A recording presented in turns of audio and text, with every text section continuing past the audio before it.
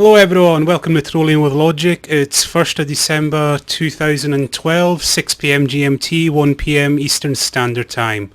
We're a live kind of blog TV and podcast show every second weekend, apart from this one, trying to fit in our guests. We focus on issues of science, skepticism, atheism and secularism. Please bear in mind, we do take calls. If you want to call in, the Skype contact is Trolling with Logic. All calls are recorded and then later uploaded, so if you do call, you're granting us permission to use your likeness. And like I say, if you don't want to call in, just ask a question in the chat room, and if you still want to ask a question, there's just contact us on the email. All the links are below to interact with us later. So, helping me out tonight, as always, the Kitch. Hey guys. And from Skeptic TV, I don't think you've been on any show for a long time, Tilson.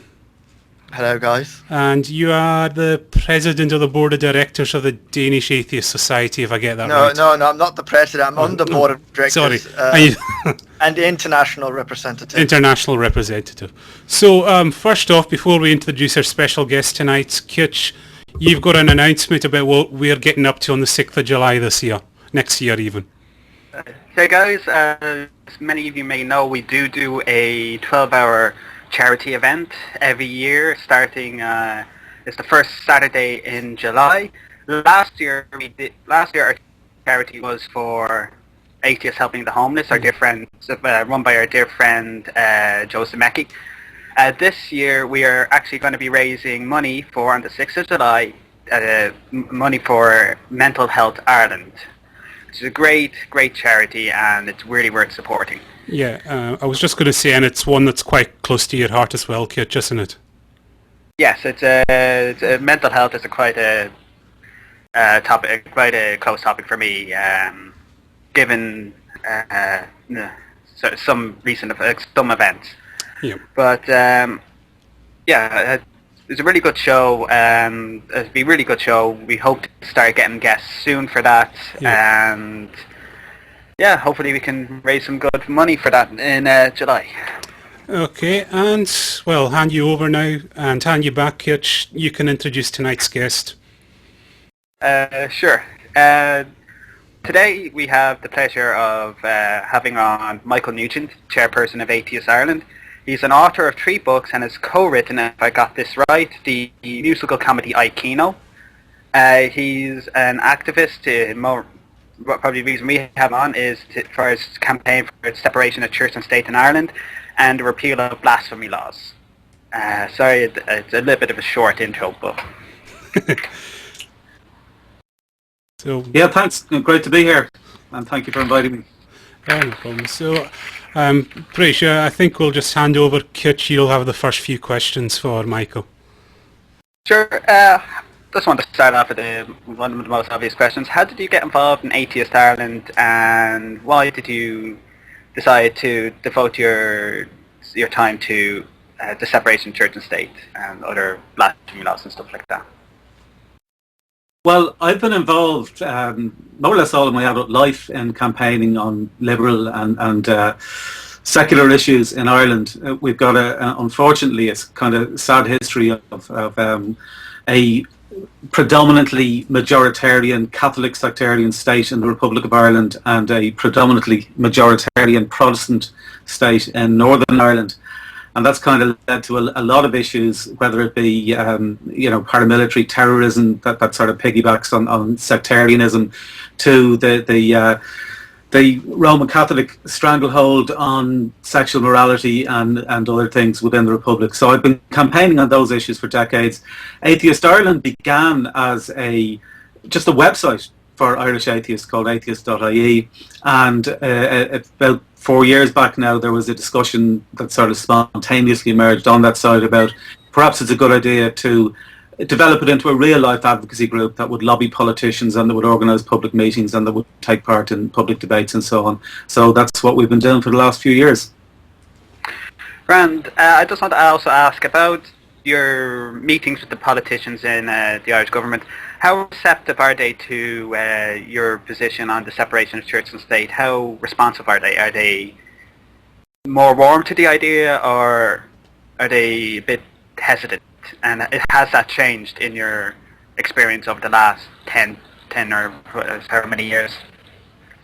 Well, let's say if we go back further than that, let's say we go back to the 1980s, when it was illegal to buy a condom in Ireland unless you had a doctor's prescription saying that you were a married couple and that you required the condom for bona fide family planning purposes. Or if you go back a previous decade to the 1970s, when bizarrely the IRA in their campaigns of terrorism in Ireland used to use condoms as part of the timing mechanisms in their bombs, and some IRA members were opposed to using condoms on moral grounds. So that's the kind of Ireland that we were coming from 20, 30, 40 years ago. We're now in a situation where I think that the Irish public have moved on considerably, that Ireland is not, as has been stated recently, a Catholic country. It's a pluralist country, but still with the stranglehold of Catholic laws that we have to get rid of. And unfortunately, the politicians are still pandering to the Catholic recent past of Ireland and don't seem to have yet caught up with the people. So the type of campaigns that 20, 30 years ago would have been about trying to change public opinion, I think are now more about trying to get the politicians to recognise that public opinion has already moved on.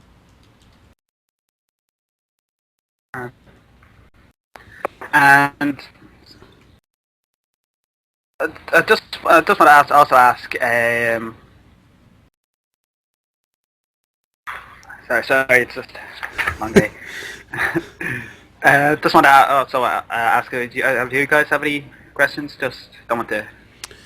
Yeah, I was just wanting to know what the latest was on the abortion case. That's kind of, it's been very prominent, and I've seen your face around like on media outlets. What's the latest news? Probably best go back to the start of what brought this kind of latest interest in basically abortion laws in Ireland. Well, that's unfortunately a really tragic case. What happened just a few weeks ago is that it emerged that a 31-year-old Indian woman who went to hospital in Galway, who was 17 weeks pregnant, and she was found to be miscarrying, and the doctors concluded that her fetus had no chance of survival. But because the fetus still had a heartbeat, they declined her repeated requests for an abortion. And they declined that on the basis of, so her husband has put it, telling them that this is a Catholic country. And in Ireland, the Catholic Church, through various campaigns in the 1980s, managed to get a clause in our constitution that makes abortion not merely illegal, but also unconstitutional. And the only time that that clause was tested back in the 1990s was when a raped teenage girl was going to England for an abortion, and her family wanted to use the DNA from the fetus as part of the legal case against the neighbour who had raped their daughter. And the state responded to that by seeking an injunction under the so-called pro-life amendment of the Constitution, preventing that raped teenage girl from travelling to England for an abortion. That resulted in a court case where the girl challenged the ruling, and it was found by the Supreme Court that she was entitled to an abortion because there was a direct threat to her life as distinct to her health, and that direct threat in her case was that she was threatening to commit suicide. So from 1992, it was the case in Ireland, or is the case in Ireland, that it is lawful to have an abortion if there is a direct threat to your life as opposed to your health. But successive governments for the last 20 years have refused to legislate to vindicate that right, to let women know how they can vindicate that right or whether they qualify for an abortion.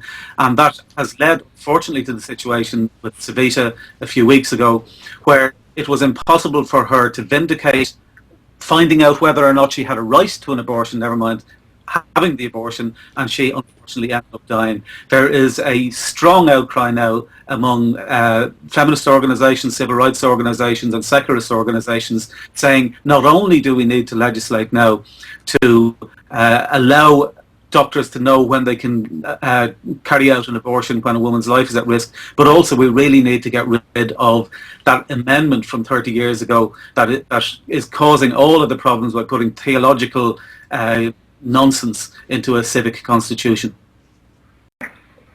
Yeah, and I think I heard from Kitch there was a vote just recently on it, wasn't there, the other night? There was a vote put forward by essentially minority left-wing parties in the Parliament that was seeking to legislate what it's known as the X case of the raped teenager 20 years ago. The amendment was defeated, the vote was defeated by the majority parties on the basis that the government said they were in their own legislation within months. We don't know exactly when they're going to do it. We suspect that the TDs who are putting forward that motion knew that it was going to be defeated. Still important to put it forward, just to flush out who was taking what position on this really, really important issue. The other thing is, because I've been on holiday in Poland a lot, they have a similar situation regarding abortion, don't they? Yeah, there was a strange situation in Poland where I was actually over in Poland for a couple of months ago for the OSCE's International Human Rights Conference that they have every year. We were there to discuss freedom of religion and conscience. And there was a situation in Poland which I can't remember, but centred around a woman who was told that if she continued with her pregnancy, that she would go blind. She wanted an abortion, but was forced to continue with it, and ended up losing her sight. So I mean, there are situations where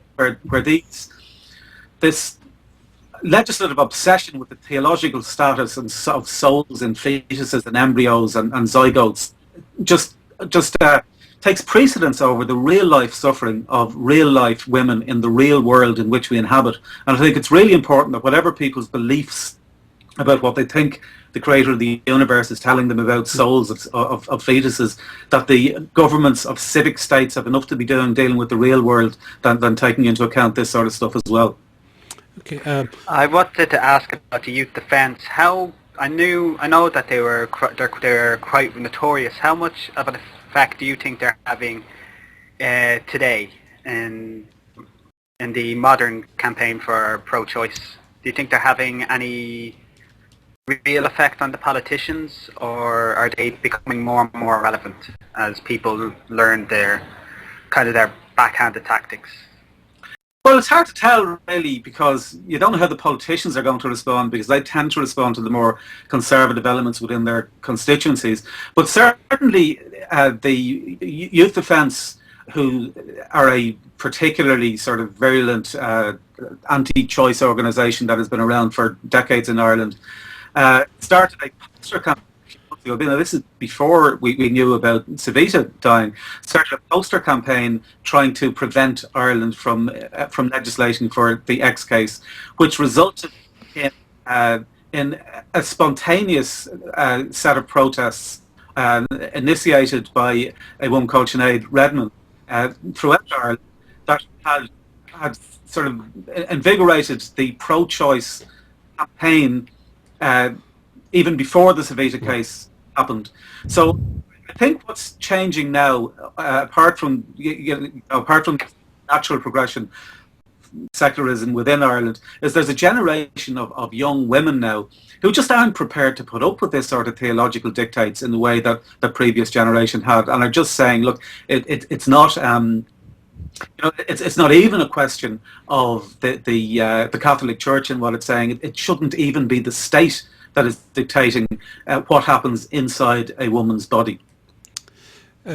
Just to jump in quickly, we are featured now on the front page of Blog TV, so if you're watching on the front page, please join us. We have the chairperson of Atheist Ireland, Michael Nugent, as our guest. We're discussing abortion, separation, church and state, and blasphemy laws tonight. Just on the issue of abortion, we did want a female here, so we're bringing in our good friend Womble. Are you there? Wow. So you can interject now some questions on this topic. Are you there? Yes, I'm here. I'm just, I don't know, I'm having a mental pause. I wasn't expecting to be asking questions straight off. What if you have a point to raise on the issue of abortion? Yeah, no, I mean, from a filmer perspective, even if a country was to decide that for elective purposes only an abortion was not allowed, I think it's incredibly wrong and incorrect to say that for medical reasons a woman has to jump through some silly sort of hoops to try and prove that actually she needs that abortion. I think it's, if a country wants to have it on its laws, the thing that says abortion is illegal, I don't necessarily agree with that per se, but it's the thing that really gets me with this case is the fact that they denied someone that was medically in need of an abortion to save her life, never mind this infant that may or may not have survived, or the fetuses. I think it's disgusting that she didn't get life-saving medical treatment that she needed, on the off chance that the fetus might survive, and that this woman's died as a result. I just kind of view it as being a 2-for-1 scenario that they were trying to say. Obviously they thought they were trying to save the fetus by not allowing the abortion, but in the end both of them died anyway. I personally think that it would have been much better if someone had turned and said, actually, medically, let's do this, let's save this woman's life and she can have many other babies in the future. I kind of find it's kind of weird, because in Denmark we also have a state church, and the Danish Atheist Society, which I also represent, one of our allies in that fight is actually the Catholic Church, which is kind of weird, because when you see, like in Poland, in Ireland, where Catholicism is basically the state religion in Ireland, and in Poland, I don't know if they got in their constitution, but it's basically the de facto state religion there. But it's sort of in a Protestant state religion. It's in Denmark. There's abortion has actually been legal since 1939 and was fully legalized in 1979. It's just kind of weird to see the Catholics in the other countries be so, we'll call it, passionate about having their laws into the state, whilst in Denmark the Catholics are trying to separate state and church. Yeah, there was a question from the chat room that says, how many Irish women have died because they were denied an abortion? I don't know if you know any specifics to that. No, well, I don't know what statistics are about that, because most of the abortions that take place of Irish women are women who travel abroad. Yeah. Most notably to England and sometimes to Holland. There are 12 women a day travel abroad from Ireland to have abortions, which is a staggering figure. We've had this kind of safety valve of having legal abortion on our doorstep that's enabled us for decades to keep up this fiction that Irish women don't have abortions. But in reality, it is happening. It's happening a boat or plane trip away instead of on our own shores. And with regard to that issue about saving Savita's life, I mean, it was even worse than that, because in this case they had concluded anyway that the fetus could not survive. So it wasn't even a case of trying to save the fetus. It was saying that we have to wait until the fetus dies naturally. So we're in a kind of really strange situation, and it shows how corrupted and debased our ethics have become, that it is now considered controversial in Ireland to expect our legislators to pass laws to allow a doctor in a hospital to save the life of a woman who is dying. I mean, that was really the absolute minimal, rock bottom, lowest ethical expectation that you have from even a semi-civilized government, and I find it astonishing that we even have to discuss that, as opposed to taking the position that regardless of whether or not Savita had died, what she had to go through in the days before she died was inexcusable in any case. I wasn't aware that it had actually come to the point that medically the doctors said it needed to be done. I mean, you're right in that it's absolutely disgusting, and I'm just astonished to hear that the doctors were saying, look, this needs to be done, and they were prevented from doing it by law. It's just one of those things that the mind completely boggles. It is, and what they claim is, and in fairness, I won't say what they claim. I mean, it is actually the situation. But the situation is that because the governments have refused to legislate in order to regulate the right to have abortions when your life is at risk, the doctors don't know what to do, and they don't know whether, if they do this, are they going to be sued? When does it reach a stage where a threat to health becomes a threat to life, and so on? And so you've all of these sort of issues that they have to consider, which they shouldn't have to. But even then, it's I think it shows how debased our ethics have become, that it's being discussed in terms of what do the doctors think and what effect will it have on the doctors, instead of what effect is it having on the woman who is pregnant, ill, and possibly dying. Do the legal people not think of informed consent? I mean, surely if... No, it's a very odd... See, the government has refused for decades to legislate. Not only has it refused to legislate, but on 2 occasions it sought further constitutional referendums to try to roll back on that Supreme Court judgment that you do have a right to an abortion if your life is at risk. What they were trying to do was roll back on the option that was there, that the risk of suicide counts as a risk to the life of the mother, and the government was trying to remove that by constitutional referendum. Twice they put that proposal before the people, and twice their proposals were defeated. And yet they still, 20 years later, have refused to legislate to regulate for that right that the Constitution enshrines and that the Supreme Court has interpreted to enshrine. Wasn't that Bertie Ahern and Fianna Fáil that tried to do that? Were they the latest to try to roll back that? Yeah, Bertie Ahern did it in 2002. Yeah, Bertie Ahern, who was the Prime Minister who had to go before tribunals to explain where he got certain amounts of money that he couldn't explain, tried to claim that he had got it as dig-outs from his friends, ended up trying to explain by claiming that he won it on the horses. You know, I mean, that's literally the type of ethics that we have in Ireland. The politicians who can make statements like that before tribunals under oath can also try to pass laws preventing suicidal women from saving their lives. Yes, I remember I was out outside the Dáil on Wednesday. They were broadcasting what was going on outside to us, so we can hear everything. And there were some good speakers. Claire Daly had a great speech. Although I'm not too sure about Claire Daly and some other aspects, but she did a really good speech there. But after that, some of the politicians, it was just so annoying and outrageous. Just some of the stuff that they were saying. Yeah, well, what I found very satisfying with regard to Wednesday night outside the Dáil is that having that many people outside the Dáil listening live to speeches within the Dáil, I think is a reflection of interaction with our democracy that's very, very healthy. And I think if that can continue and force the politicians to realise that there are people listening to them, then that will be a good thing for our democracy. Yes, I think we made our presence felt, and hopefully we'll have something soon.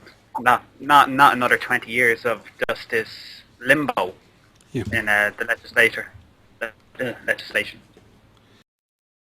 Sorry, there was a chat room question I'm trying to find. I think. Is from Colliding Membranes. Is it true women who go to England for abortion are ostracised and hated back in Ireland? I don't think so. Well, when I say I don't think so, it depends on the part of the country that you live in.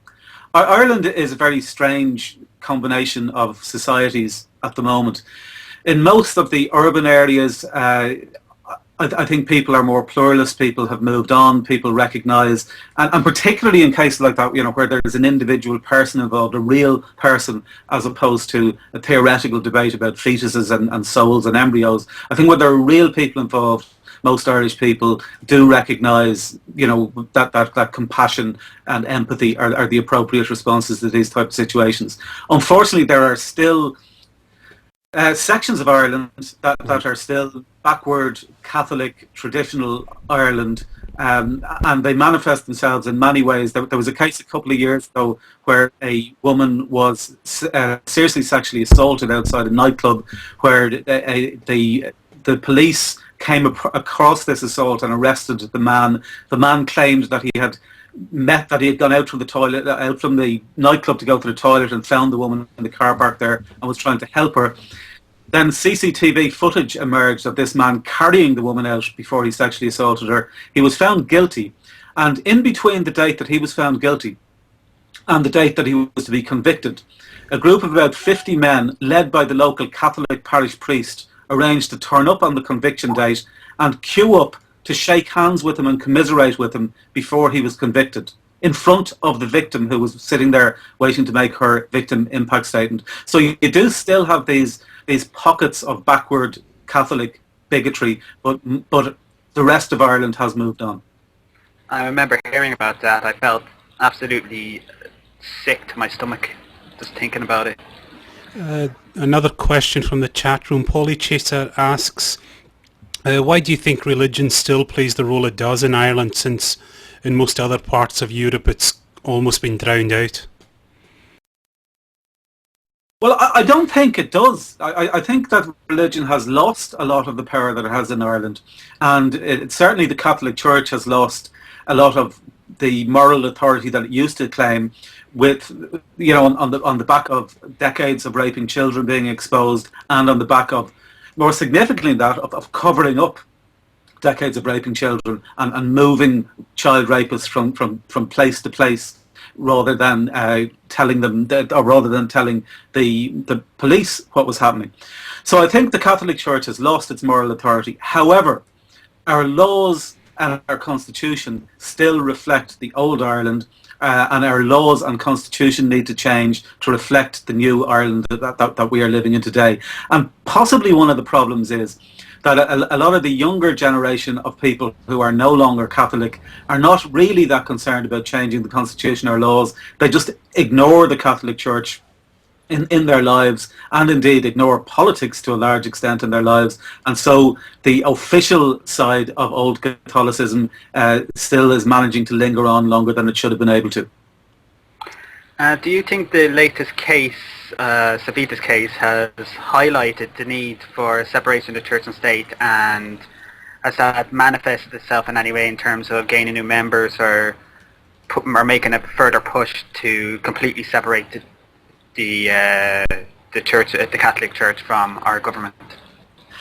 Yeah, I wouldn't really describe it as a sort of dramatic change to that extent. I think it's all just part of a process. That what is happening in Ireland is a gradual process of the people recognising that we're living in a new Ireland, and what we have to change is we have a constitution that requires the president and judges to swear a religious oath before taking office. We have a reference in the Constitution to blasphemy being a law. We have a reference in the Constitution saying that the state acknowledges that the homage of public worship is due to Almighty God, which, if you think about that, is not even enshrining in our Constitution the right of citizens to worship a God. It's enshrining in our Constitution the right of this God to be worshipped by the citizens, which is a bizarre clause to have it in the Constitution of a republic.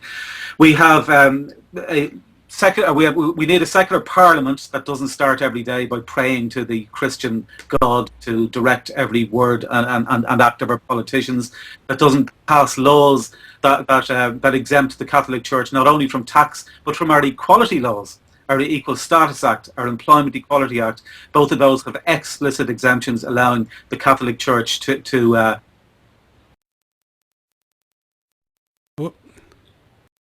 comply with protect the religious ethos of their organisations. So there's a range of things that need to be done in terms of getting a getting secular laws, secular education system, secular healthcare system, secular parliament, secular government, secular constitution.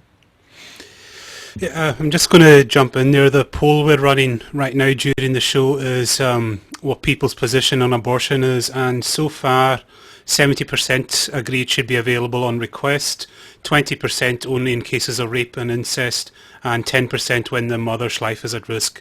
There's no one actually in our chat room advocating that it just should be totally illegal. So yeah, just keep voting on that. We'll announce the full results at the end. And so, Kitch, do you have another question there?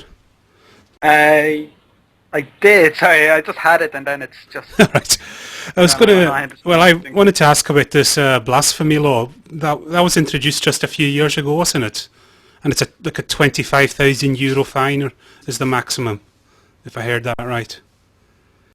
Yeah, we've a really odd situation in Ireland where blasphemy, it was a common law offence in Ireland before our 1937 constitution. And then our 1937 constitution made it a constitutional offence in Ireland. But the only time that it was tested, which was when a supposedly blasphemous cartoon was published in the newspaper, the courts found that it was impossible to enforce because it didn't define what the offence of blasphemy consisted of.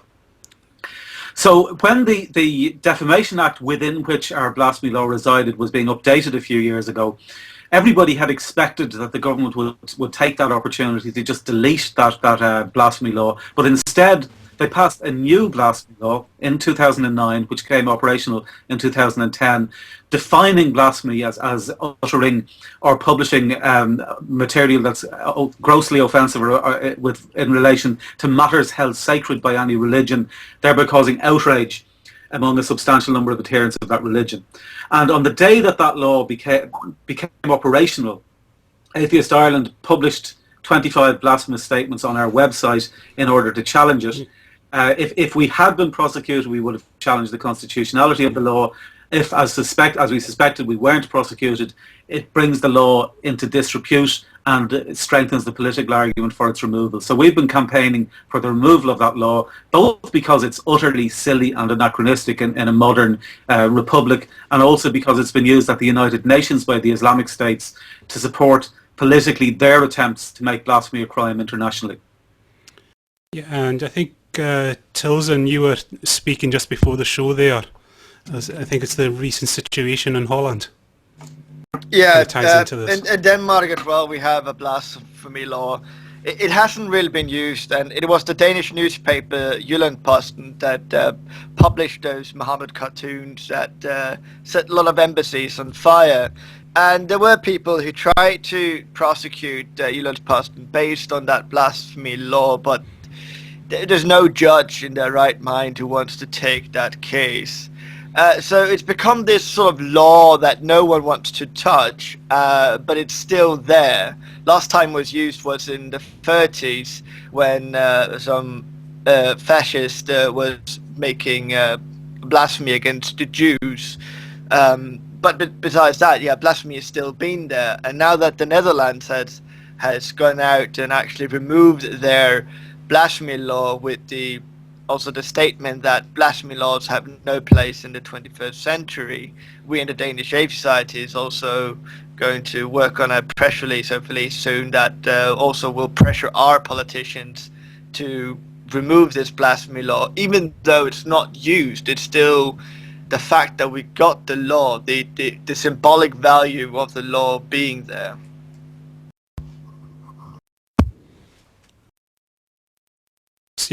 Sorry. So you finished, or did you cut out? I was finished. All right. So, how explicit is the language in the Irish Constitution with regards to the state religion? Well, the Irish Constitution has it did have a clause saying that the Catholic Church had a special position within the state. That clause was removed a few decades ago, more in the context of attempts to try to make the Republic of Ireland less of a Catholic state with regard to Protestants in Northern Ireland in terms of possible unity of Ireland eventually, than for any sort of secularist reasons. But we still have a preamble that says that all authority comes from the Holy Trinity. We still have explicit clauses that say that the state acknowledges that the homage of public worship is due to Almighty God, and we still have religious oaths that the President and judges and members of the Council of State have to take. So it is still pretty bad, but not as bad as it started off, although that's a pretty low hurdle. Yeah.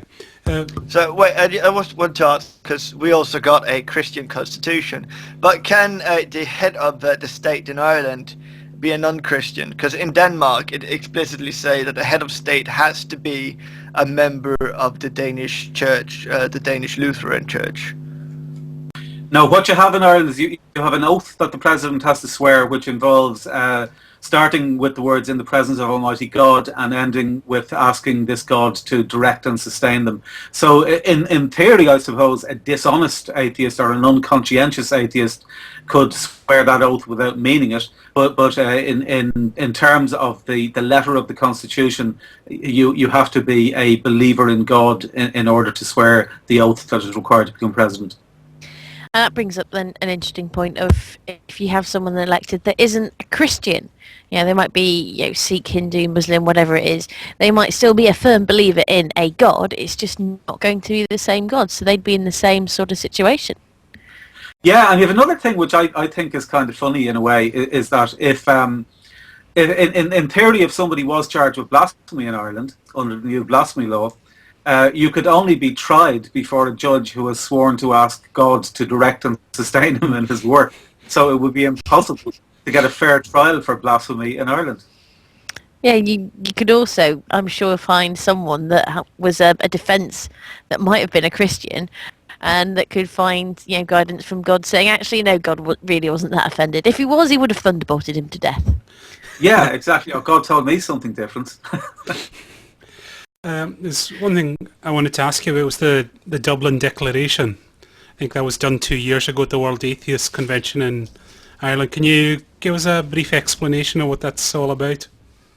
Yeah, that was at the World Atheist Convention, which we held in Dublin a couple of years ago. It was outlining a series of freedoms and rights that we're looking for atheist groups. When I say we, it's the delegates internationally to that Dublin Convention are looking for atheist and secularist groups around the world to promote.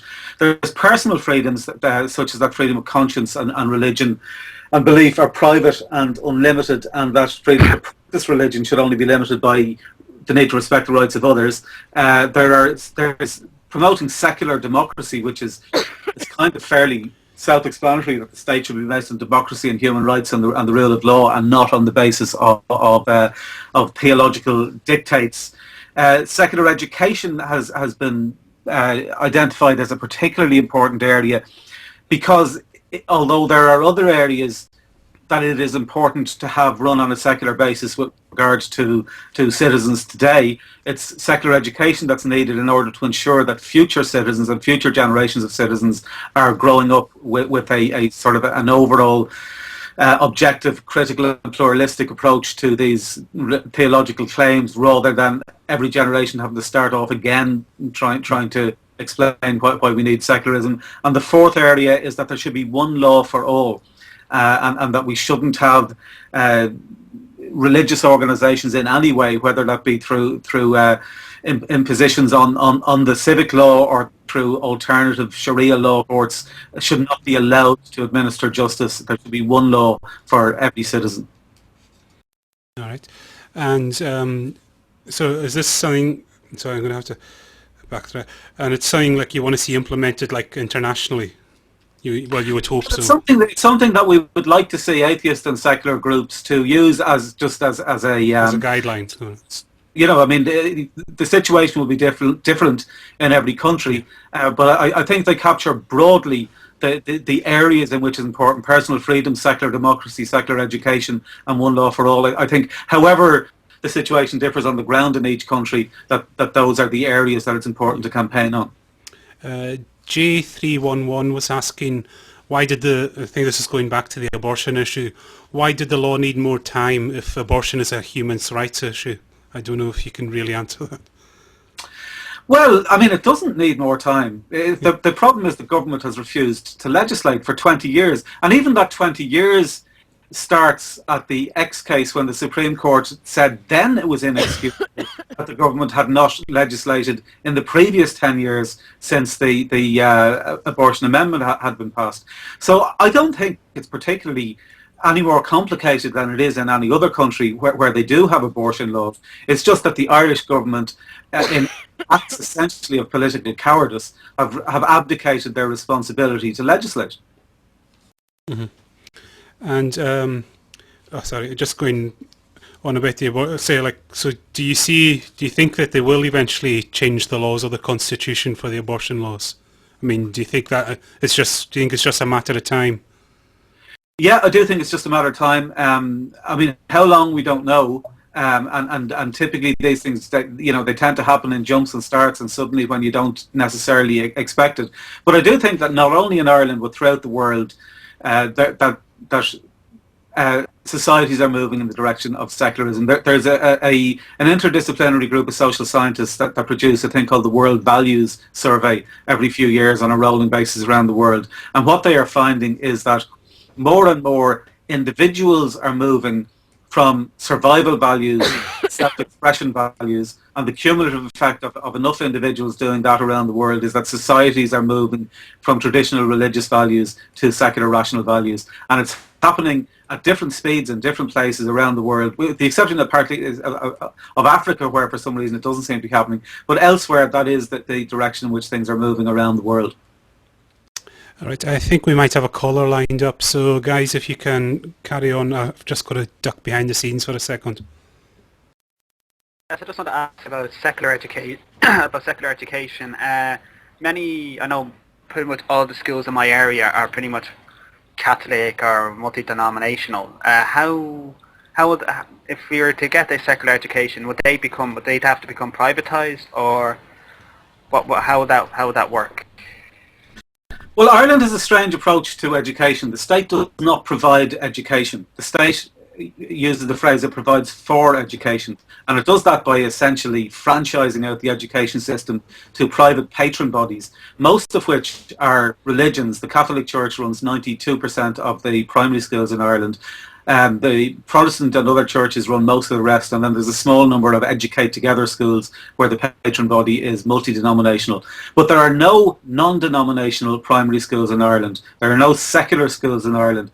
And by secular school, I mean a school that would teach objectively about the different religions that different people believe in, but would do so in an objective, critical and pluralistic manner. And but that option doesn't exist. We're told that we have choice between different schools, but really the choice that we have is like telling a vegetarian that you can have a choice between steak or pork or fish, and when you say, well, no, I'm a vegetarian, you're told, well, the fish isn't too bad.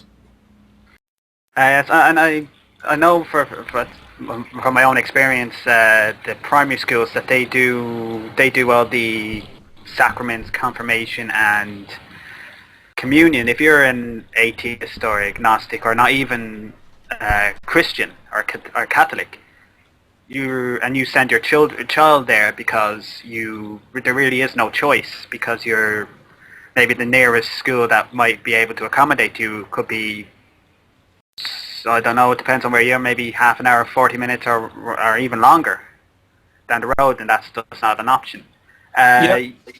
You could be forced to have your child do communion or confirmation, or even if they let you have the option of opting out, it's just going to be awkward. I feel it is, yeah, and the opting out is awkward on a number of levels. You are allowed constitutionally, you have a right to opt your child out of religious education. However, the difficulty is that the Catholic schools use what they call the integrated curriculum, which means that the Catholic ethos is integrated throughout the entire school day. So even if you formally opt your child out of religious instruction classes, you'll still find in nature study that they're told that God created the trees and the clouds and the birds and the bees, or they'll be singing hymns during music class, or there'll be all sorts of permeations of Catholic ethos throughout the school day. And the other problem is that schools, in practice, a lot of them will refuse to supervise a child who has opted out from religious class. So the parents, in practice, have an impossible task of having to go down to the school themselves and personally supervise their child during that period. And we did have a shocking case just a couple of years ago where a member of Atheist Ireland had opted their child out of religious instruction class in a school in Leitrim. The school allowed them to do that, but the child was still coming home saying prayers. And when the parents complained about this publicly, some of the neighbours refused to let their children play with this family's child, and essentially ostracised the child within the community to the extent that the family ended up moving to a different town. And those kind of stories you don't expect to hear from, this modern Ireland, but it's more you'd hear of the deep south more than a European country. It is. It's like I said, Ireland is a really strange mix of largely urban and some rural areas that have moved on and that are now a modern pluralist secular society, and areas where the old traditional Catholic majoritarian bigotry still holds sway. Okay, I know in our oh, sorry. So just saying, we do have a caller coming in, so you'll be in a few minutes. So carry on, show your thoughts. I know in our art school it was the same kind of Catholic tradition. They for graduation, it was the first thing in class. Or before every history class, we'd have to pray. Religion was really up until fourth or fifth year. It was merely much more about Christianity than any of the other religions. And then when it got to fifth and sixth year, I think they realised that we just hadn't had enough. So they made it more about life skills than actual religion. But by the end of it, I think I'm not sure we were just, or they just overdid it with the religion, but most of us were atheists, or at least leaning towards agnosticism. Yeah, I think the big problem is primary school. If primary school is when children are most open to being indoctrinated. When you reach secondary school, at least you're closer to an age where you can think for yourself. I remember when I was in secondary school, we had one, it was a Christian Brothers school. And actually, as an aside, Liam Brady, the footballer who played in England and then managed Celtic in Scotland, Liam Brady went to the same school as I did, and he was expelled from school because he was picked for the Ireland schoolboys soccer team on the same day as he was picked for the St Aidan's Gaelic team, and was told if he didn't turn up for the Gaelic match, he needn't bother coming in again on Monday. So that's the type of education that we had in our only sex education class in secondary school. Somebody asked about condoms, and we were told that some people use condoms so that they can flush their unborn children down the toilet. So that's the type of education that my generation went through. I hope it's somewhat better now, but again, that's a low hurdle to be moving from. Is that St Aidan's beside DCU? It is. Yeah.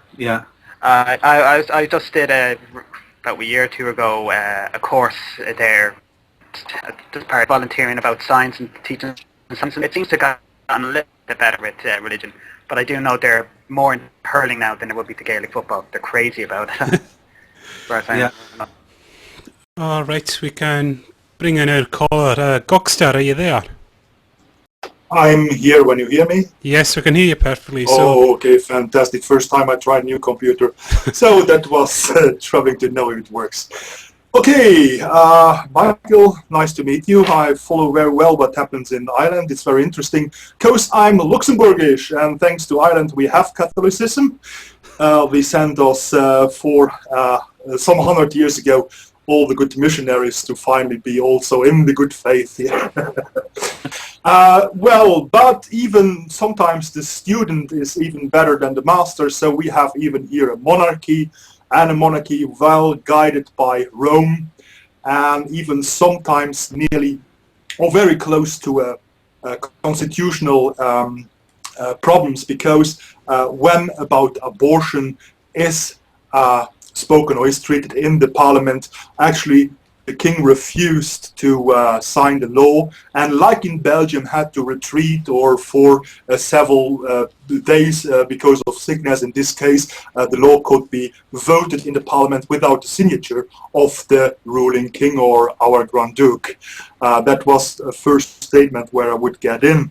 And what is now especially interesting is to follow what happened in Ireland, and because in Luxembourg also we speak for the moment a lot about the separation of church and state. Will it happen? We speak a lot about being allowed of blasphemy, because also in Luxembourg it's not even allowed to insult the ruler, the king or the Grand Duke, how you ever want to call him. So it's really interesting to see how you handle the things in Ireland, and this is a really good example to follow also for Luxembourg. Yeah, I think the key thing with blasphemy laws is well, there's two things really. One is just on principle. It's important to articulate that we should be allowed to criticise ideas. We can respect people's right to hold whatever beliefs they want, but we can't be expected to automatically respect the content of their beliefs. And that's an absolutely, rock hard bottom line that we have to maintain. The second thing that I find very worrying about blasphemy laws at the moment, particularly Ireland, because we've got a new blasphemy law, but also in other European countries where there are anachronistic old blasphemy laws just still on the books, is that the Islamic states, where there are far more serious infringements of human rights based on blasphemy laws than there are in Europe, are using the existence of Western blasphemy laws to bolster their arguments internationally that there's nothing, not only is there nothing wrong with blasphemy laws, but they should be spread throughout the world. And so you have people like Asia Bibi, a Christian in Pakistan, who's facing execution at the moment for what's essentially a grudge between neighbours that got out of hand. You have Hamza Kashgari, who's a Muslim poet in Saudi Arabia, who's in jail for tweeting that he would shake hands with Muhammad as an equal. And you have Alexander Anne, an atheist in Tunisia, who's in jail for saying on Facebook that God doesn't exist. So I think it's important that we campaign against these laws, not only because they're bad things to have on our own books, but also because of the impact that they have internationally in Islamic states. Absolutely, that's how I see it. So just want to have a little idea on abortion. I think that it's maybe sometimes the message which doesn't get out really right is that this child murder thing, or being pro-life or pro-choice. The biggest problem I see there, as long as we have religion involved in our politics, scientists are not allowed to define for good where actually life starts really. So in my opinion, it's a science problem, it's a scientific statement, and it should never be a religious statement. In what period of time or after how many months of insemination could we consider a fetus a human being? And it's this which I think is the most important, that we have to get more involved, more scientists involved, to actually come out with such a statement and to promote such a statement, and not only leave the religious talking about where their statement comes from. That all we know. Yeah, I agree, because certainly if you take two extreme ends of the spectrum, if you take very early abortions, when you're talking about early stage embryos, or if you take the case where the life of the mother is directly at risk, if you take both of those cases, the only argument against abortion is a theological one. There's no ethical or scientifically based argument against abortion in either of those cases. So I do agree. However, I mean, it may well be difficult for science to determine exactly when something becomes a human being. But there's another point, which is even given that, is that even if there is a born human being, there are no other circumstances in which a person is obliged by law under pain of criminalization to allow something to happen inside their own body in order to keep another person alive. You're not required by law to give a blood transfusion. You're not required by law to give an organ donation in order to keep even a close relative alive who is born. So even regardless of when a fetus becomes a human being, that's not the only part of the argument. There's also the part of the ethical part of the argument about the bodily integrity of the woman who's pregnant. I fully agree, yes. There's a lot to think about. The only thing what I can maybe argue is I wouldn't call it a religious, but rather a philosophical I agree completely, discussion. Yeah, okay. Yes. Thank you very much. Okay, thank you, Goksa. Okay, just... Thanks for calling in, Baxter. Yeah, it was just like a quick... I just want to ask about the recent visit of Sanal Edmarakuku. I know I pronounced that, I always do pronounce that wrong. I just want to ask about how important do you think his trip was, and do you think that it has motivated people to get involved against blasphemy laws and the separation of church and state? Yeah, I should clarify first who Sanal is. Sanal Edmaraku is the president of the Indian Rationalist Association and also president of Rationalists International. And he's currently facing blasphemy charges in India, instigated by elements of the Catholic Church within India, because he explained a supposedly miraculous crying statue of Jesus as being caused by faulty plumbing from a nearby toilet and capillary action. And because of that, he now faces potentially 3 years in jail. The police have called to his house to arrest him. He has left the country and is currently moving around Europe giving talks on blasphemy. So we had him in Ireland last week. We had public meetings in Dublin, in Cork, in Galway and in Belfast. We met with politicians to lobby for his case and to ask them to lobby governments for his case.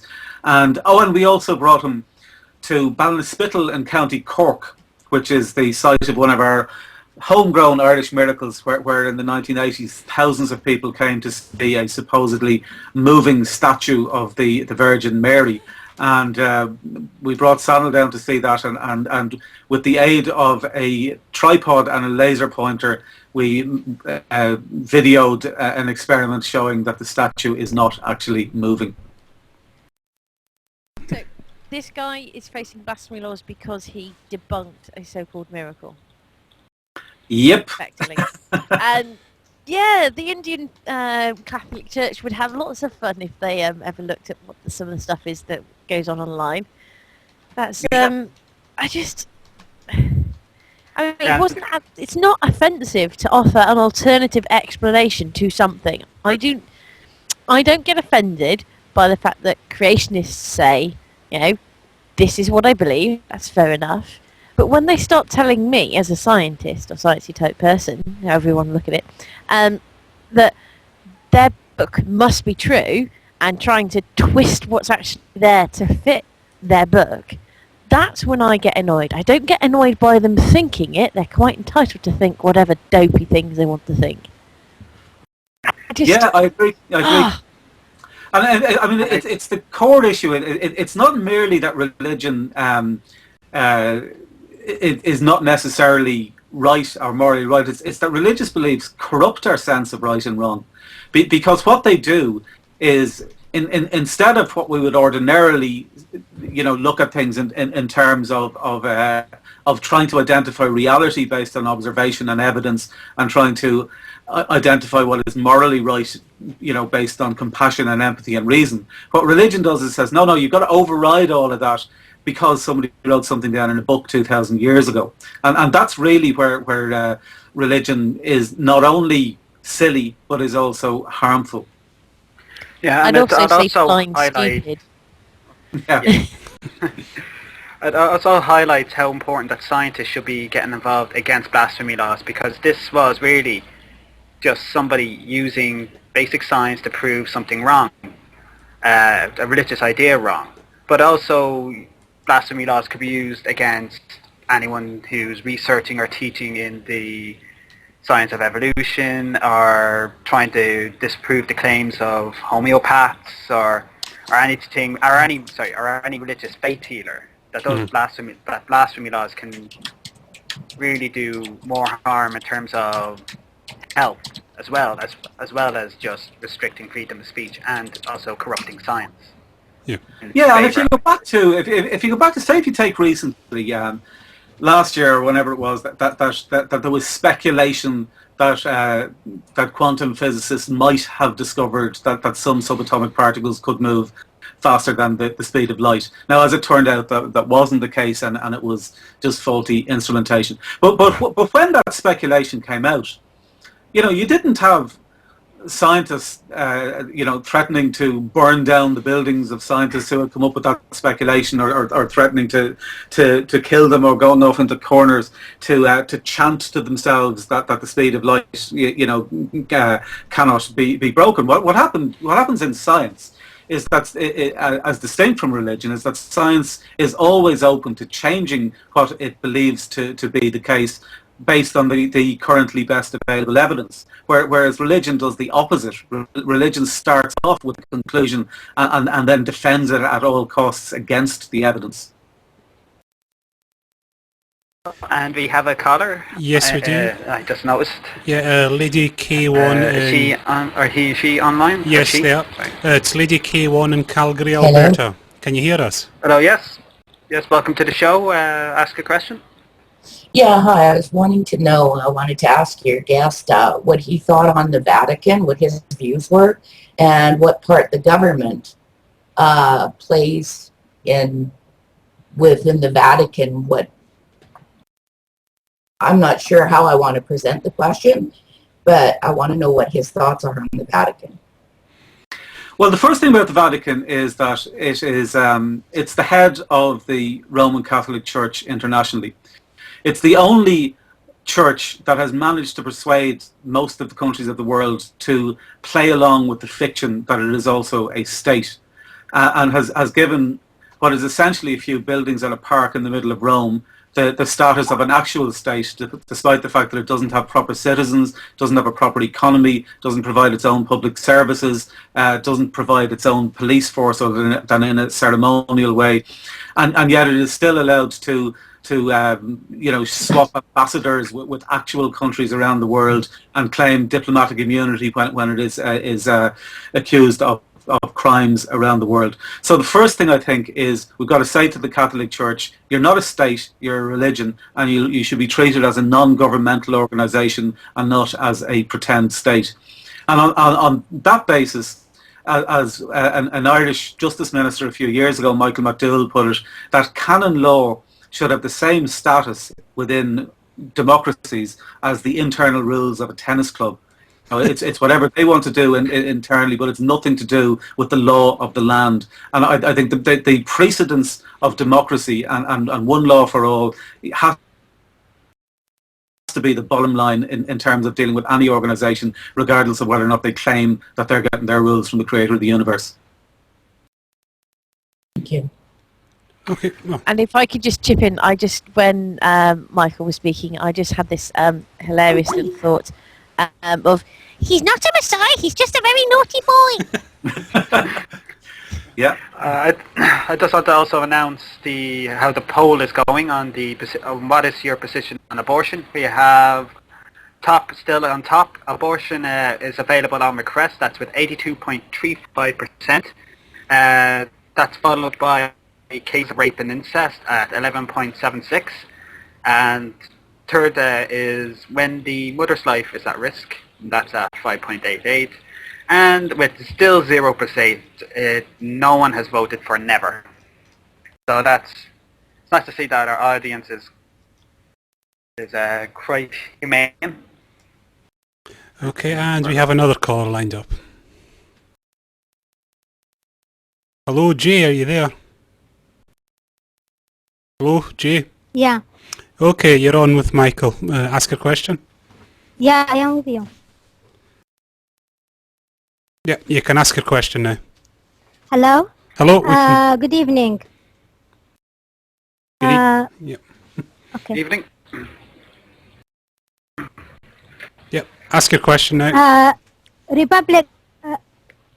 Some Republic guys said that child from rape is a child.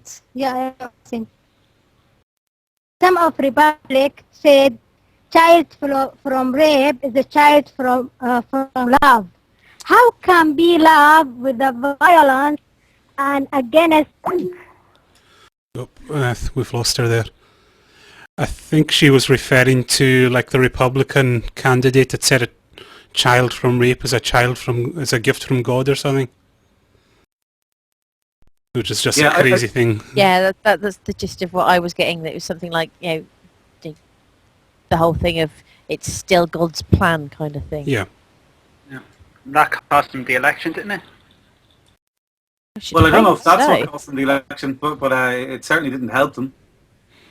Okay, I'll try and add her back in. Let's see if she's there. Hello, Jay. Are you there? Sorry, guys, I got disconnected. No problem. You can ask your question again. Are you there? Okay. Yeah. I was talking about Republic guys said in USA, child from rape is a child from love. How come child from rape come through violence and abuse and rape? How come be like a child from love? So what do you? The simple answer I would say is that this guy's stupid. Yeah. That's the... I think what it is on a more serious basis, I do agree that it's stupid, obviously, is that it's what happens when you allow religious beliefs to corrupt your sense of morality by allowing these theological instructions to override your natural sense of compassion and empathy. Whoever it was said that. If it was their own wife or their own daughter that had been raped, I doubt very much if they would be taking as casual an attitude to those issues as they are when they're talking abstractly about other people. Yeah. I think there was actually, funny enough, this election cycle, there was a Republican elected who was, can't remember his name, I'm just going to find it now, he was found to be pressuring his mistress into having an abortion. He was videotaped just trying to get her to have an abortion. And he was, pro-choice, pro-family, just the whole, basically the good Republican. The false stereotype where they portray themselves as being whiter than white, and then all the dirty secrets come out. Yeah, but I mean, what can you expect when the Catholic Church itself, behaves in that way? Not only is it pontificating to other people how they should how they should ethically deal with sexually related issues, but they have the most warped and uncompassionate and clinical view of sexuality in terms of their own behaviour and what they cover up within their own organisation, that they should be the last people to be telling other people what to do. I found the name of that. His name is Scott de Jarlis. Scott de Jarlis. Use this with other names today. Yeah, and first time where he did actually get elected, even after all this. So. There's no counting for people sometimes. Mm. So, like, have you done any work, like, kind of? Well, people will ultimately vote for people who deliver for them what they want, and regardless of it goes back to the Bill Clinton initial election phrase of "it's the economy, stupid," and a lot of people ultimately will vote for on the basis of their pocketbook rather than on the basis of more complex theology, or either philosophical or ethical nuances. So I was going to ask there, what's happening right now? I know the UN is trying to push for blasphemy laws to be, I don't know what exactly power they have, but they're trying to introduce something at the moment, aren't they? In the wake of was it Innocence of Muslims film? I think that's what their response was. Yeah, it's At the United Nations, there have been attempts by the Islamic states for the last more than a decade to make blasphemy a crime internationally, and it's been resisted by the Western states and supported by the Islamic states. Yeah. After that utterly stupid YouTube video produced in America there recently about Muhammad, what happened was that the foreign ministers effectively of the European Union and the Organization of Islamic States and two other Arab and African organizations issued a joint statement calling for people to respect all religions and all prophets. Now, they may have seen that as an attempt to try to bring people together, but it's actually an absurd position to take to suggest that we should be respecting David Koresh and David Icke, who would be included among the category of all prophets. So what has happened, fortunately, I think, is the Islamic states have since started to pull back a little bit because they're realising they're not getting support for trying to make defamation of religion a crime, and they're now trying to reframe it as campaigning against Islamophobia, but it's essentially the same thing that they're trying to do under a different name. And actually, funny enough, on that case on about that YouTube film, I just saw recently that Egypt court has sentenced 8 of the people who participated in the film to death. They're not in the country at the moment, luckily, but if they ever do go back to Egypt, they could be facing basically a death sentence for. As far as I know, they were tricked into thinking it was a different film. Yeah, if I remember right, the actors when they performed, it's a completely different dialogue they were given, and it was all dubbed over with and the guy who made it, he's from some extreme Christian sect in Egypt, I think. What film's this? Is this a YouTube thing? The Innocence of Muslims.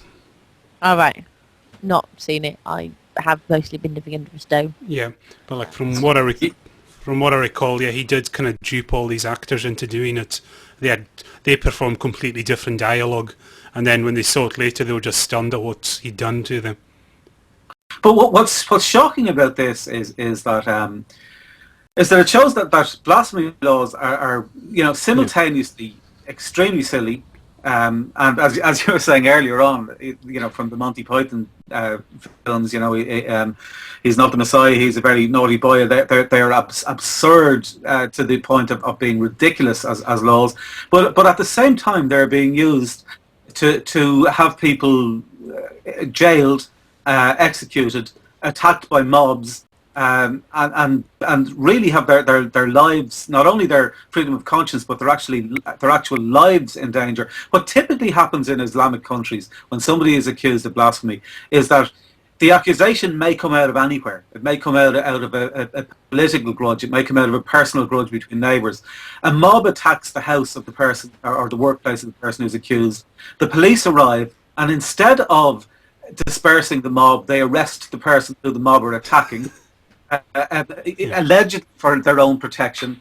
The person ends up getting charged with blasphemy and either jailed or possibly executed. There are also 2 politicians in Pakistan who were assassinated in recent years for speaking out against blasphemy laws. The governor of Punjab was assassinated by one of his own bodyguards, who, when he went to court for killing him, was showered with rose petals by other lawyers out of respect for killing this politician for speaking out against blasphemy laws. And then the Christian minorities minister in the government predicted that he too would be assassinated, and unfortunately, so they're very, very strange laws in that they're both absurdly silly and deadly serious. I just wanted to ask, what can kind of just ordinary people do to oppose these? Because our world leaders seem to be lack a backbone. They always want to just apologise for causing the offence rather than saying, well, this is just what we do in our country. Well, I would say political lobbying, I know that sounds the obvious answer and a very simple thing to say, but political lobbying, just politicians will ultimately respond to what people are forcing onto their agenda as the most urgent thing for them to address. So political lobbying, both within your own country and also with ambassadors of the countries that are infringing on people's human rights on the basis of blasphemy laws. Because some of those countries, and particularly India, some of those countries are actually trying internationally to be seen as civilized countries, and so that sort of pressure internationally can be useful. Yeah, the lady that was on earlier, Lady K1, she apologised. She got a little bit tongue-tied asking her question to you, but she was wanting to know what role does the Vatican play within world governments? Well, the Vatican at the United Nations has got what it's called special observer status. And it got that initially because it despite not being a proper state, because it issues its own stamps, it was part of the International Postal Union. And because it has its own radio station, it was part of the International Telecommunications Union. And because of those two things, it managed to get itself invited to subcommittees of the United Nations dealing with those issues.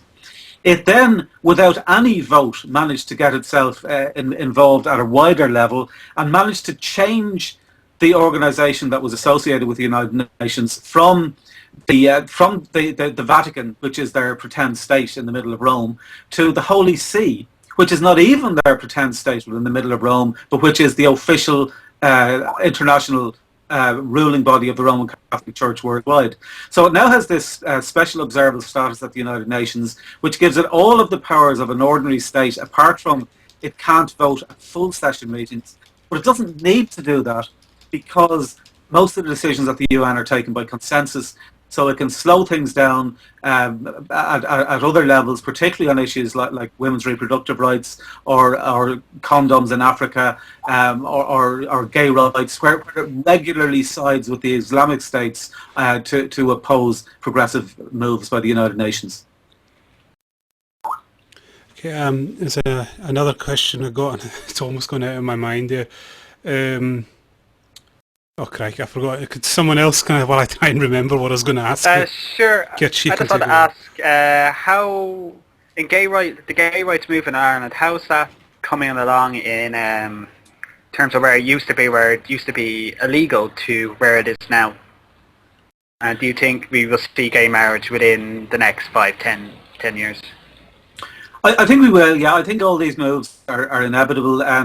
It was until relatively recent illegal in Ireland to have a gay relationship. That was eventually changed by a case at the European Court of Human Rights by Senator David Norris, who is who's the only, or at least was the first, rather than the only, who was the first openly gay politician to be elected to public office at a national level in Ireland.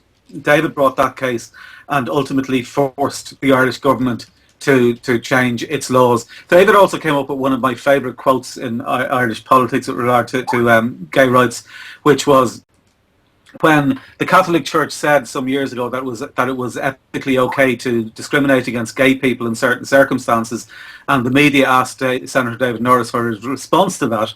And to put this into context, Archbishop Desmond Connell, who is the Archbishop who had said that it was okay to discriminate against gay people, wrote his doctoral thesis partly on angels.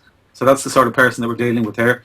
David was asked about Archbishop Connell's comments, and he said, well, it just goes to show, David Norris said, that Archbishop Connell may know a lot about angels, but he knows feck all about fairies. What was that? I missed it.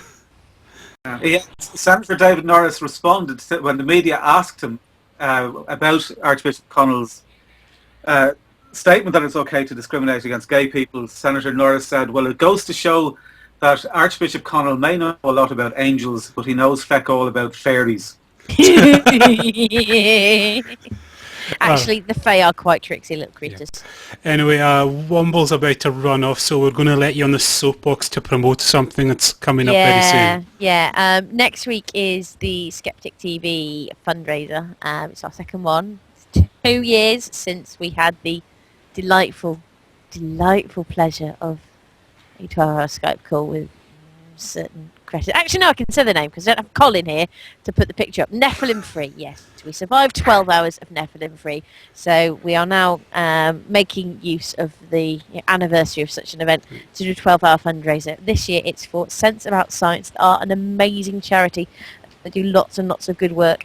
I am hoping to get finalised the schedule this evening and get it officially out in all its glory. But we do have Phil Plate, the Bad Astronomer. We have DPR Jones. We've got Trolling with Logic. We have a woman speaker called Deborah Hyde that does really interesting stuff to do with like vampires and or unnatural predators, as she likes to call them. And it should be really good fun. We've got for all our viewers, there's one of our former guests, Chris Wanjek, is going to be making an appearance as well. Yeah. We have Professor Dr. F. Roud making an appearance. We have Tombstone and Graydon. What's his Graydon? That's it. Yeah, from Grand Unified making an appearance. We've got a music-y hour very early on with rock show the rock show coming on. So there's lots and lots of good stuff, and it should be really, really amazing. And I have to go do a few other bits and pieces and prep for Skeptic TV, And which I think is on slightly later. Yep. I can't remember. So you're on at 8:30, aren't you? I'm not sure. I can't remember.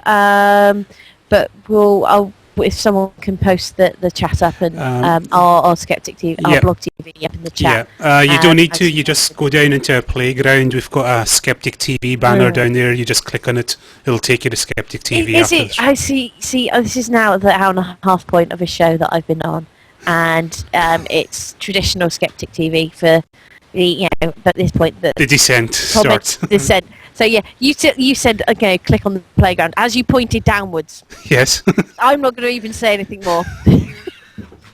And thank you for having me on, and I hope having a female voice helped. Definitely did. All right, we'll see you later, Womble. See you later. Bye. Bye. See you, Womble.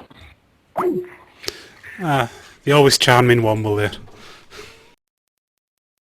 Okay, kids. I think there's some questions coming in, so if you can just fire on, I'll just check what the chat room's saying. Sure, yes. I wasn't expecting to go straight back into questions. Thought we had a caller. I just want to ask, what will Atheist Ireland be doing in the future? Are there any immediate plans for campaigns? Well, our main priorities are, firstly, promoting a policy document that we have called 5 Steps to Civil Rights in a Secular Ireland, and that's campaigning for a secular constitution, secular parliament, secular government, secular education system, and secular healthcare system. So that's the paradigm in which all of our campaigning politically, in terms of political lobbying, takes place. We are also setting up an organisation called Good Without Gods, which is going to be engaging in charitable activities without preaching to people about supernatural beings. This is just a wee side note. There's a special T-shirt that goes with that, isn't there? There's a T-shirt made for Good Without Gods. I only ask this because this summer I was on a wine tour in Georgia and the Caucasus, and the guy who was on my tour was wearing that very shirt. So I came across one of your folk all the way out there. Yeah, no, I suspect that the phrase is probably more generic than all right, than proprietorial. Well, I noticed his accent as well, so that's kind of what clicked in my brain just now. Yeah, so that is. We've started off by raising money for through Kiva for organisations who are trying to set up small businesses in parts of the world where it's difficult to get loans to do so, and we are also involved in just promoting atheism and reason over superstition and supernatural on a general basis. So there's kind of 2 elements to what we're doing. One is, as atheists, we are promoting atheism, reason, science, skepticism. And the second is, as secularists, we are joining with other organisations, whether they be religious or not, who want to campaign for separation of church and state. And so we try to keep those 2 aspects of what we're doing operating in parallel, because it's not only atheists that want separation of church and state, there are also religious people who want the same thing. I was the question I was wanting to ask earlier, like, how's the international effort going? Because, we have Richard Dawkins' famous quote, like, organising atheists is like herding cats. So, like, how's the international networking going between all the different countries' atheist organisations? Well, I think it's going very well. We've had just in recent years, in Dublin in 2010, we launched a newly restructured Atheist Alliance International, which is now a sort of properly international umbrella group with representing atheist groups around essentially all continents, and is organising regional meetings around the world in various continents to several every year. So on international lobbying, that provides a joint way of doing that, and it also provides just individual support from different countries for people in other countries who are at different levels of organisation in terms of promoting atheism and secularism. Do you guys? What are the major countries involved in that alliance?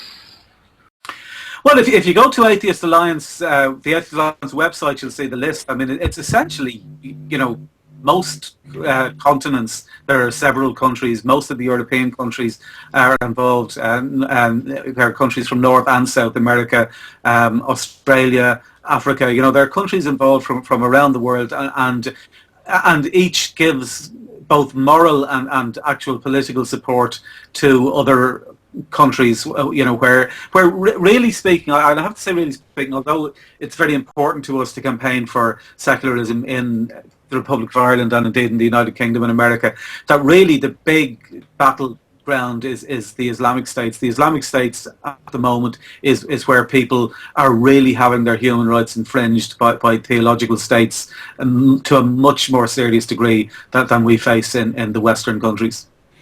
Yeah. Just speaking of, what's the most surprising country you've seen in the alliance? Like, is there anyone that just really, that really surprised you that there would be a group there?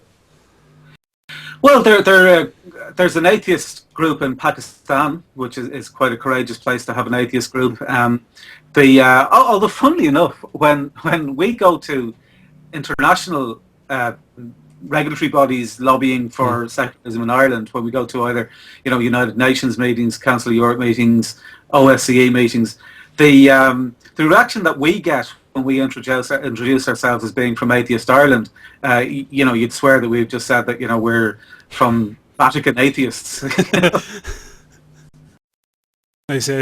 you find that kind of still a strong state? They just expect you to be Catholic in Ireland, that's it? Like Irish means Catholic, and Catholic means Irish. Yeah, certainly. That misconception is still there internationally. And it's not helped by the fact that our laws are still very much Catholic laws, but it doesn't reflect the reality of the country. I was going to say, do you get quite a negative reaction even in Ireland? Like, I just go by like what I see on your Twitter. You do seem to get, some strong opposition to you, but like in general, I mean, do you get a lot of flack from people in Ireland, or like the president, or sorry, the politicians, I mean? Yeah, I think probably flack is probably too strong. Well, there are right-wing Catholic lobbying organisations that do try to discredit us on an ongoing basis. So we do have to deal with that. I think with a lot of politicians, and possibly with a lot of members of the general public, I think it's probably more a case of just not understanding why we're concerned about these things. They assume that we're looking for an atheist state as opposed to a neutral state, or they assume that we're trying to take away the rights of Christians to believe what Christians want to believe. So there's a lot of misperceptions about atheism. People who believe, and even among non-religious people, even people who don't believe in gods, are often reluctant to describe themselves as atheists because they mistakenly believe that saying you're an atheist is necessarily a claim of certainty. They believe that it is a faith claim on the similar to religious claims. People will say, well, look, they're as bad as each other. Your religious people claim to believe there is a God, atheists claim to believe there isn't, and they're both as bad as each other. Whereas in actual fact, believing that there isn't a God is a belief that is proportionate to the best available evidence. So it doesn't require faith to hold that belief because it is a belief that's consistent with the evidence. Whereas it does require faith to believe that a God does exist because it's inconsistent with and even contradictory to the evidence. And then the other really important point is that most atheists I know do not claim with absolute 100% certainty to know that we are correct. You know, we're quite happy to say if we get new evidence, we'll change our minds. We won't go away chanting to ourselves to reinforce our existing beliefs. We'll just say, oh, right, we were mistaken, but we have yet to see that evidence. Kitch, you wanted to add something there? It's one of the things that really annoys me that when that atheists accuse of almost being religious, as well, obviously the religious, like the Christian fundamentalists and Islamic fundamentalists, etc., etc. It's just, I'm just astounded. I've always stopped dead in my tracks when I hear that atheists are as religious, even though we're just campaigning for really fairness in the eyes of the government, fairness in terms of the state, in terms of education, healthcare, and other areas. But I'd only be really, really convinced that some atheists can be as religious as some of these religious fundamentalists. If you hear an atheist saying that they saw the face of Christopher Hitchens in a slice of toast. Yeah. Well, I have a theory that every ordinary blank piece of toast is proof that there isn't a God. It's like, I don't know, you saw the famous Mitchell and Webb sketch with a watermelon. Oh, yeah. They cut open and it says there is no God is written in the seeds inside.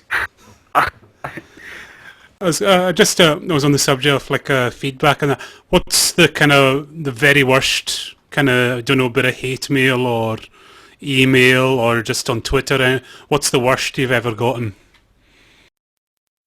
Well, I suppose going way back, even before the foundation of Atheist Ireland, I mean, when we were campaigning for divorce in Ireland, I remember putting up posters and having a small child saying to me, my mummy said that you're going to go to hell for putting up those posters. So that's the type of atmosphere that we used to have not too long ago. I think now, look, we just get the usual sort of nonsense from people who either don't understand what it is that we're talking about, or who exhibit the type of hatred and sort of just virulent opposition that one would expect from a religion whose Old Testament is based on a story of a God who says that if you obey my rules, I'll help you kill those other people over there and steal their land. So it's not surprising when you've got that sort of book to back them up that you get virulent hatred coming from some of the followers. Yeah, just speaking about the campaign on divorce, I just brought back a story my mother told me about during that campaign. One of her aunts called.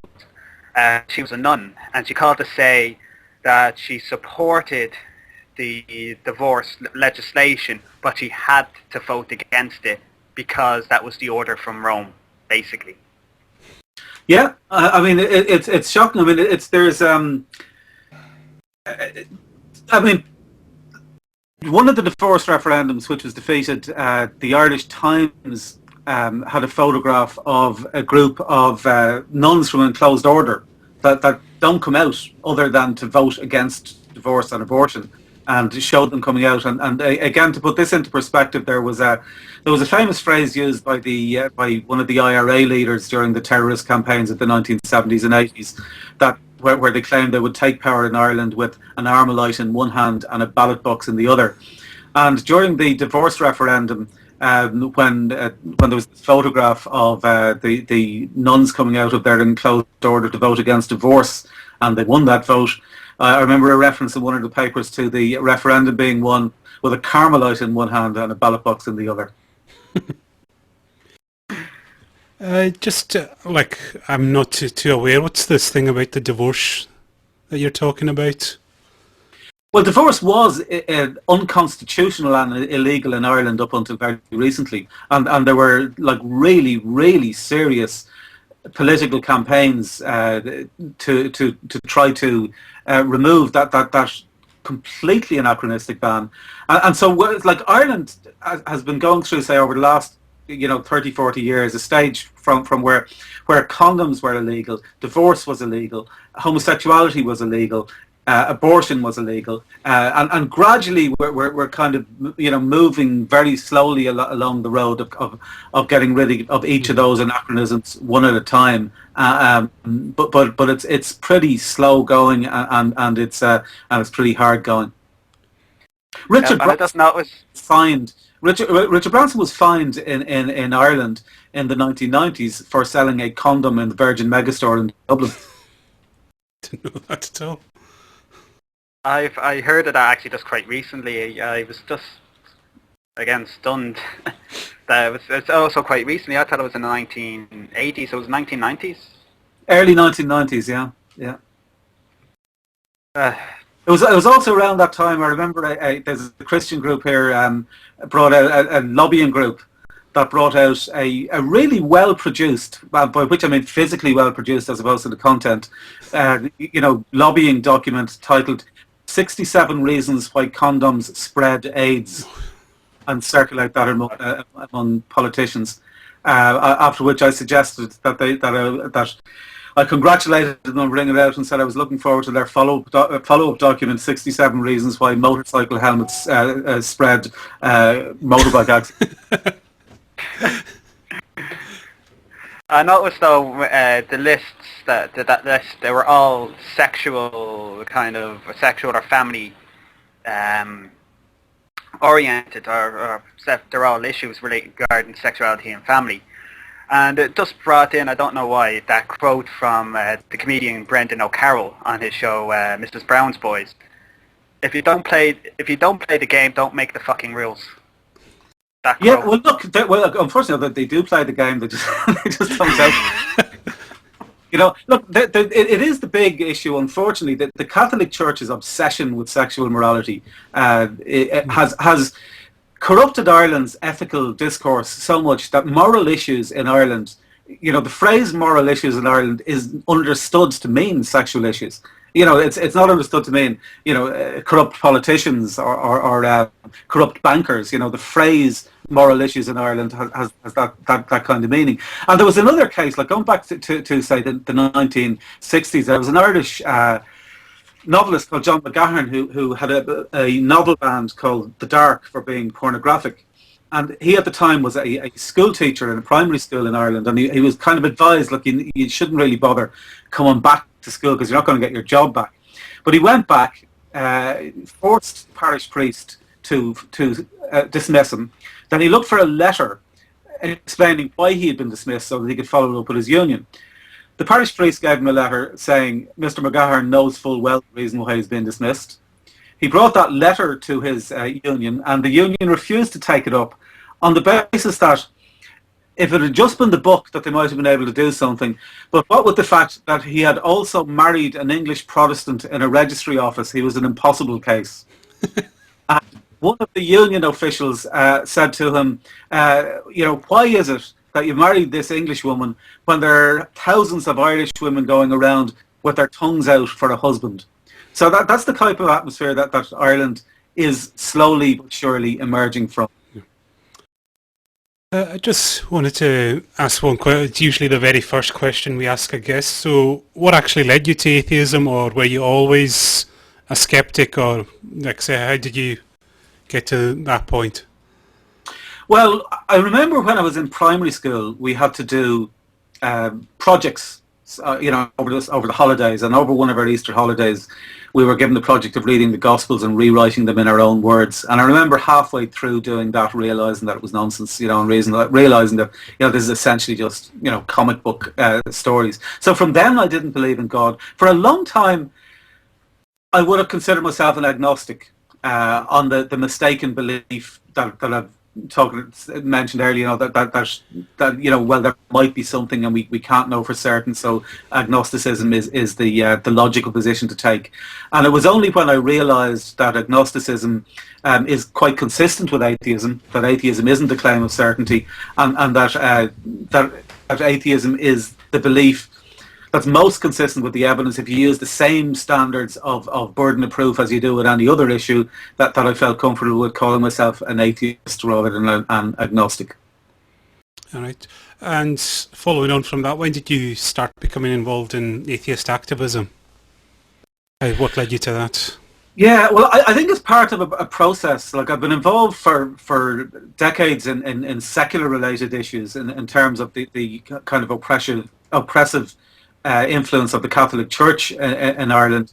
My late wife, who was a member of the Church of Ireland, had also sort of informed me about how her experience of how being a Protestant in the Republic of Ireland, you were discriminated against, in the same way as Catholics were in Northern Ireland. And so both Anne and myself were involved for a long time in campaigns against paramilitary terrorism in Northern Ireland, against the influence of the Catholic Church in the Republic, and against the influence of Protestant churches in Northern Ireland. And so as a follow-on to all of those type of issues, after the Good Friday Agreement and after the sort of diminishing of the violence in Northern Ireland, which had to me been up to then the most serious issue to campaign on in Ireland, the influence of religion sort of became the next most important issue. And when Atheist Ireland, the website, evolved into Atheist Ireland, the advocacy group, it seemed a natural thing to get involved. All right. And Kitch, do you have something to come in with there? Or Tilson even, been very quiet. Yeah, I've got a lot of back pain, but it's very interesting to hear the situation in Ireland and thinking about how the situation is in Denmark. I agree fully that what we should do is lobbying across the world and in our respective countries. Denmark, the Danish Atheist Society, which I'm on the board of directors, is also a member of the Atheist International Alliance. We got the problem in Denmark that the politicians use the argument that, well, 80% of the population is member of the state church, therefore most people have to be Christian. Well, it actually is most people are a member of state church because of all these rituals and traditions that people baptize their kids, because the state church still has the monopoly, except in one municipality, on registering the names of every newborn, for example. So that's one of the issues we have in Denmark, that the politicians say, well, we have so many Christians, so we keep the laws as Christian as we can.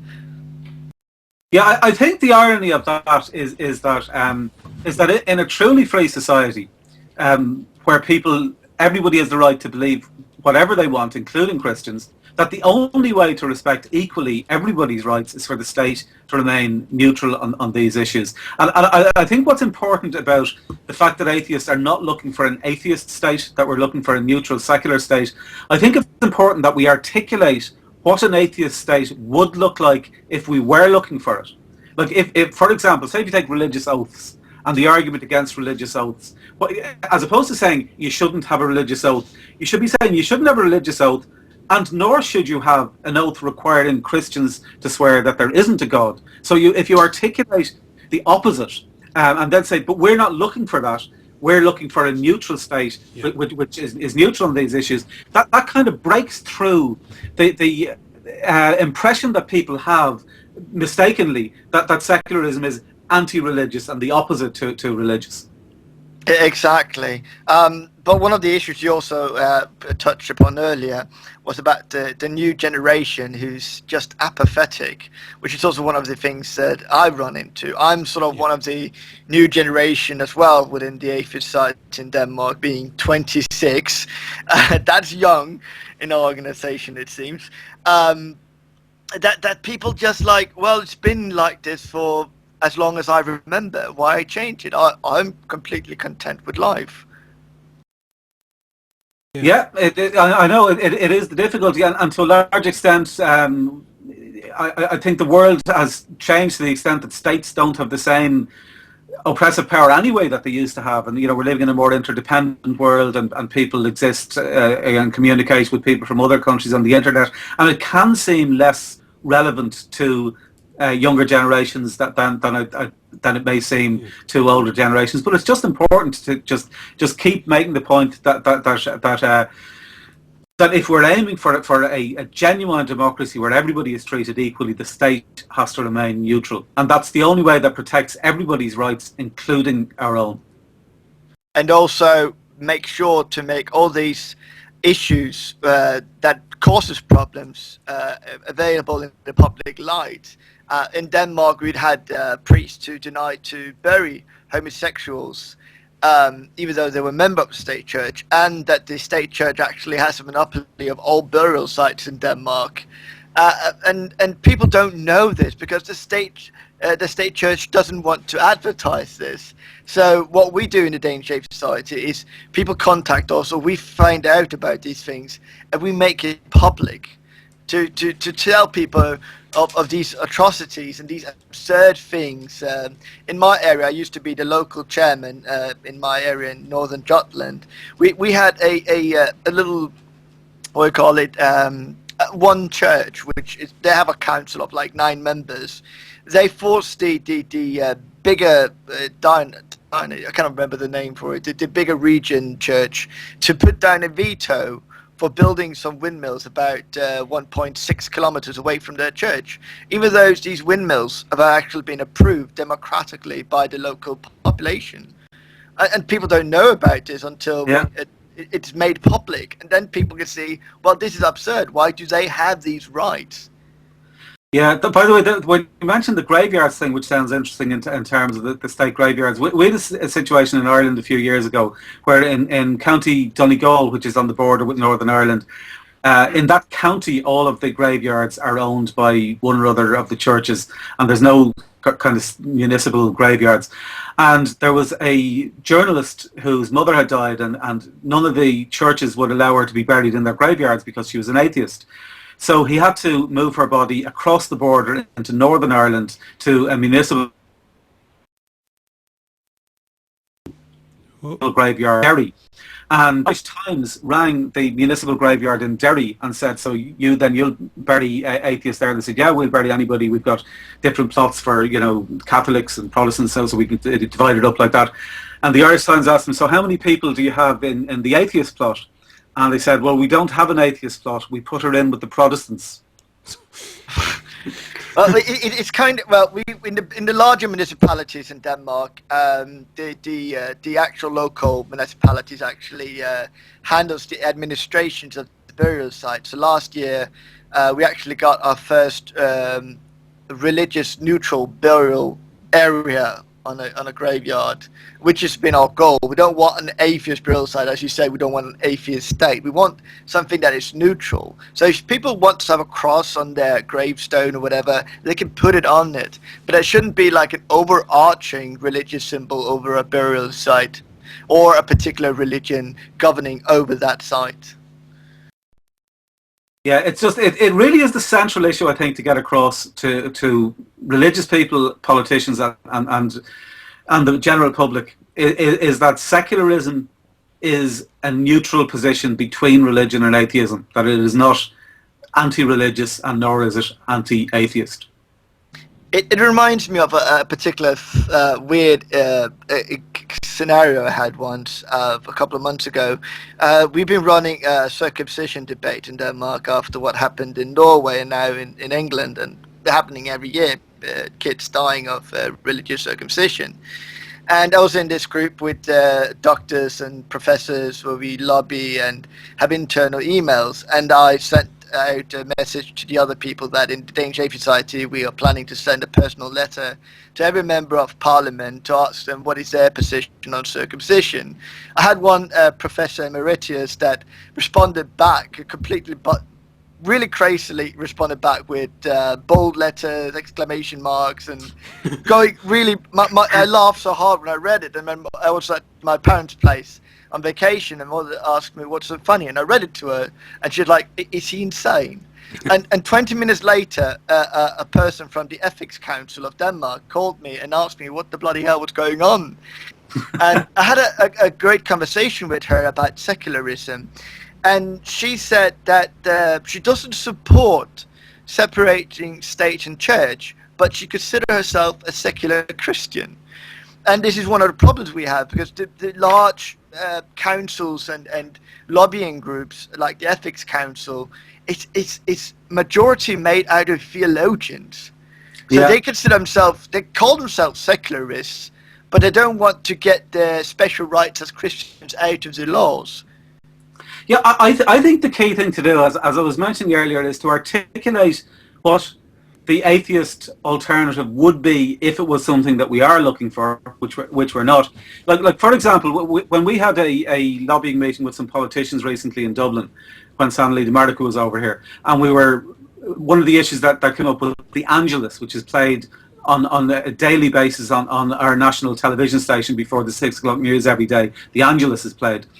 And he was this conservative politician, conservative Catholic politician, was saying to us, why are you so worried about it? Sure, it's just some bells. If you don't believe in it, just ignore it. It's not a problem.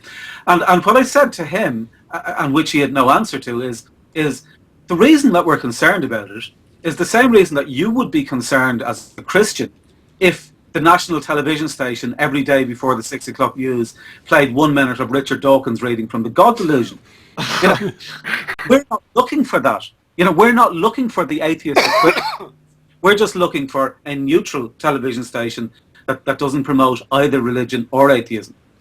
Oh, we actually had an issue with that. The Danish broadcasting company got a new media laws, which actually got renewed, saying that they actually actively has to promote a Christian message.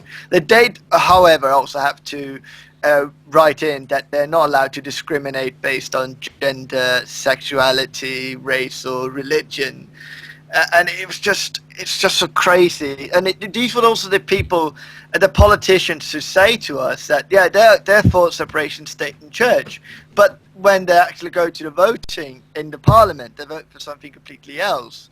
And we try to talk with the politicians, and if you try to, most people in Denmark are almost a member of the state church by de facto, because immediately, because most parents baptize their kids when they're 3 months old, and you can only leave the church by yourself when you're 18, and most people don't bother about it and don't really notice that about 1% of their salaries are taken by taxes every year. And we asked the church minister, why don't we have an easy way to say, I don't want to be a member? We have like electronic citizens things where you could add services or get away from services, but not for the state church. You can't say, I don't want to be a member, and click it. And he said, his response basically was, well, what if people regret? What you have to do now to get out of the state church is either contact the Danish Atheist Society or the Humanist Society in Denmark and use one of our forms, which contains all the paragraphs, all the information ready to be filled out, and hand it over to your local church. Or, but that it's really complicated, that there's actually a person in Denmark who earns money by helping people to leave the state church. People actually paying to be able to leave a state church. That's how absurd the situation is in Denmark. And actually quite recently, wasn't there a change to canon law that made the Irish side that's basically akin to what Tilson just described, count me out, basically redundant?